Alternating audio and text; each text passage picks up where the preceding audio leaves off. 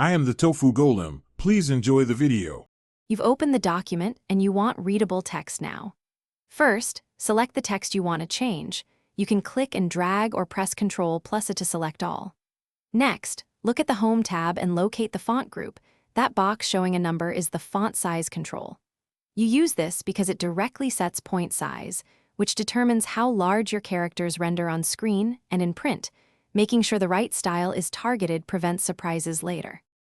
Once the font size box is visible, click the drop-down to pick a preset like 11 or 12, or type a specific number such as 14. 5 and press Enter to apply a custom size.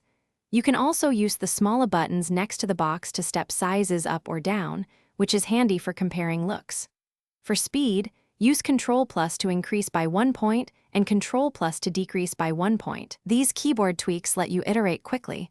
After choosing the right size, save your document and use Format Painter to copy that size to other text blocks quickly.